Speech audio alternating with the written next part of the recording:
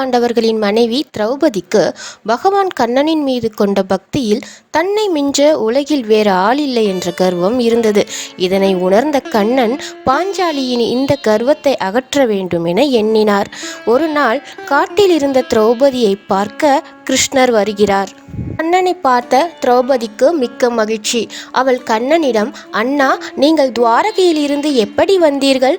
தேர், குதிரை, பல்லக்கு என எதையும் இக்காட்டில் காணவில்லையே என்றாள். தங்கையே, ஏனோ மனதிற்கு உன்னை பார்க்க வேண்டும் என்று தோன்றியது. அதனால் நடந்தே உன்னை காண இங்கே வந்துவிட்டேன் என்றார். அதை கேட்டு திரௌபதியின் கண்களில் கண்ணீர் அரும்பியது. அண்ணா, என்னை காண உங்கள் பொற்பாதம் நோக நடந்தே வந்தீர்களா? அவை எந்த அளவுக்கு வலிக்கும்? சரி சரி, நான் வெந்நீர் போட்டு தருகிறேன், நீராடுங்கள். தங்களின் உடல் களைப்பு நீங்கும், நடந்த கால்களுக்கும் இதமாக இருக்கும் என்றாள்.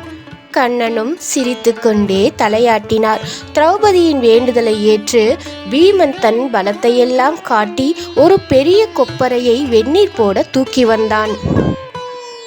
வந்தவன் அருகே ஓடிய ஆற்றில் கொப்பரையை ஒரே அழுத்தாக அழுத்தி தண்ணீர் எடுத்தான். 3 பெரிய பாறைகளை உருட்டி வந்து அதையே அடுப்பாக்கி கொப்பரையை தூக்கி வைத்தான். ஒரு காய்ந்து போன மரத்தையே ஒடித்து வந்து தீப்பற்ற வைத்தான். தீ ஜுவாலை விட்டு எரிந்தது. ஆனால் மதியமாகியும் கொப்பரை தண்ணீர் துளி கூட சுடவில்லை. கண்ணன் திரௌபதியிடம், தங்கையே, மதியம் ஆகிறது, வயிறும் ஆகாரம் கேட்கிறது, அடியேன் நீராட வெந்நீர் என்னாச்சு என கேட்க திரௌபதி கண் கலங்கியவாறே, அண்ணா, என்ன சோதனையோ தெரியவில்லை, ஏனோ கொப்பரையின் நீர் துளி கூட கொதிக்கவில்லை, மாறாக ரொம்பவும் குளிர்ந்திருக்கிறது என்றாள். கண்ணன் பாஞ்சாலியின் பக்கத்தில் இருந்த பீமனிடம், பீமா, அந்த கொப்பரை தண்ணீரை கீழே கொட்டு என்றார். பீமனும் கண்ணனின் ஆணைக்கிணங்கி நீர் நிறைந்த கொப்பரையை கீழே கவிழ்க்க கொப்பரையின் உள்ளிருந்து ஒரு குட்டி தவளை தாவி ஓடியது. கண்ணன் பாஞ்சாலியிடம், தாயே, தீ ஜுவாலை கொழுந்துவிட்டு எரிந்தும் அந்த நீர் குளிர்ச்சியாக இருக்க காரணம் இதுதான். அந்த தவளை சுடுநீரில் சிக்கி மாண்டு விடாமல் இருக்க என்னை பிரார்த்தித்து கொண்டே இருந்தது. பிரார்த்தனையை ஏற்று அதை காப்பாற்றவே கொப்பரை நீரை குளிர்ச்சியாக இருக்க செய்தேன். இப்போது புரிகிறதா ஏன் கொப்பரை நீர் கொதிக்கவில்லை என? ஒரு குட்டி தவளையின் சரணாகதி பிரார்த்தனை கூட எனக்கு எவ்வளவு பெரியதென்று பார்த்தாயா என்றார்.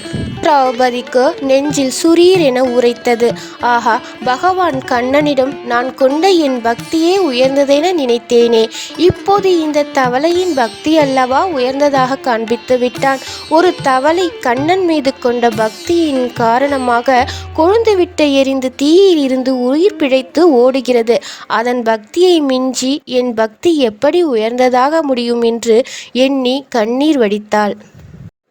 கடவுள் ஒருவரின் உள்ளத்தின் பக்தியைத்தான் பார்க்கிறானே தவிர, நான் அதை செய்தேன், நான் இதை செய்தேன், என்னை தவிர யாரும் இந்த அளவுக்கு பக்தி கொள்ள முடியாது. தன் பக்தியே உயர்ந்தது என்ற கர்வம் கூடாது. கர்வமில்லா பக்தியே என்றும் உயர்ந்தது.